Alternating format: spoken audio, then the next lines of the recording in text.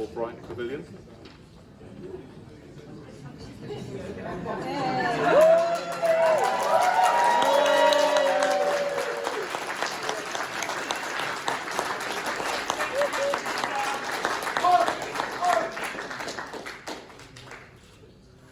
think there were a few other candidates.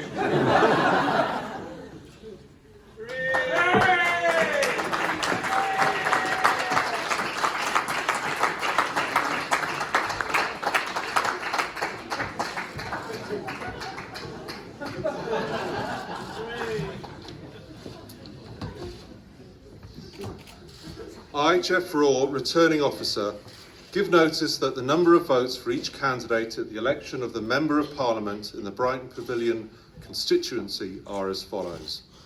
Dobbs Bob, Independent, 212. Furness Nigel, UK Independence Party, 177. Hogan Emma Louise, Conservative Party candidate, 10,176.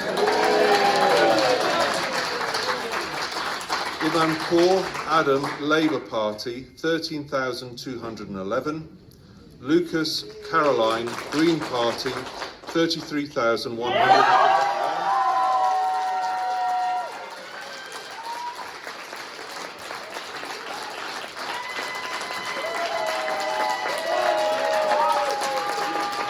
Milton Richard, Brexit Party, 770.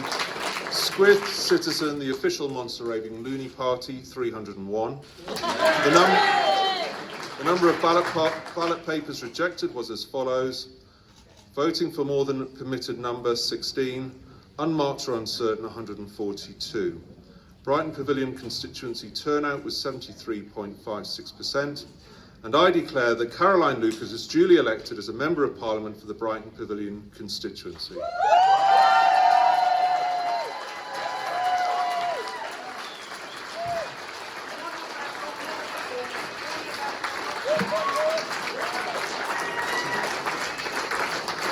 Well, a huge thank you to all the candidates, to the returning officer, to the staff here this evening, and of course to my amazing team who worked on the Green Party campaign. Thank you from the bottom of my heart.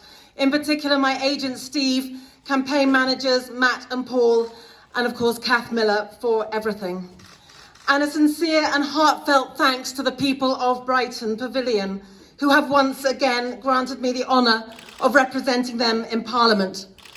I feel incredibly proud that my majority has increased. I think it's around 57% now, because it demonstrates that Brighton Pavilion continues to believe in compassion and justice and a bigger future. But the pride that I feel is also tinged with huge sadness and frankly deep anger. Sadness that so many people who desperately need a progressive government on their side won't get the social justice that they need, the living wage, the good public services, and the security they need to build a future. And this election wasn't even necessary. It should not have had to happen. Parliament was on the brink of supporting a people's vote on Brexit, and 2 out of your 3 MPs proudly voted against it and warned about the dangers that it would bring. We warned that it would tear this country further apart, and that is what I fear will happen. The status quo in this country is intolerable.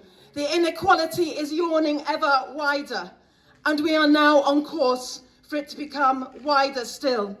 And that brings me to the anger that I feel, anger that our political system is so badly broken and is still letting down individuals and our country so badly. Our electoral system is rotten to the core. As I've travelled around the country, I have met so many people who wanted to vote Green, but they could not dare to do so for fear of splitting the vote and letting other parties in. Now, there should have been many more Greens elected tonight if there was justice. I think it is also worth pointing out tonight that nationally, if you look at where the vote share is right now, those parties supporting a people's vote campaign have got over 50% of the result. Let us not forget that tonight, my friends. But instead, we have this rotten first-past-the-post system that is locking out millions and ignoring their voices. And we're now paying the price for that, and it's our children and the climate that will go on paying that price. Now, this may well have been the Brexit election, but I am proud that we also made it the general election around the climate crisis. And I am determined to put the climate crisis at the top of the agenda in Parliament, to keep the Green New Deal there where it needs to be, at the heart of our agenda. That is what the science demands, it's what our children who've been striking for the climate demands, and it's what the people of Brighton Pavilion demand as well. Now, this task is going to be an awful lot harder with a Prime Minister who has taken millions of donations from climate deniers. The scientists have warned that the next 18 months are critical if we're to avoid runaway climate chaos. Yet Britain will likely spend them continuing to wrangle over Brexit as we hurtle towards crashing out with no deal, as has always been the preferred destination of the extreme wing of the Tory party that has now hijacked our country. We need to ask ourselves how this has happened. But those who call ourselves progressives do a massive disservice to a better politics that lifts us all up if we continue to focus on what divides us. We need to regroup and rebuild and not indulge in bitter recriminations and blame games. We need to recognise that we are condemning the country to potentially decades of vindictive Tory cruelty if we don't all join forces to create an unstoppable momentum for a voting system in which every single vote counts every single time.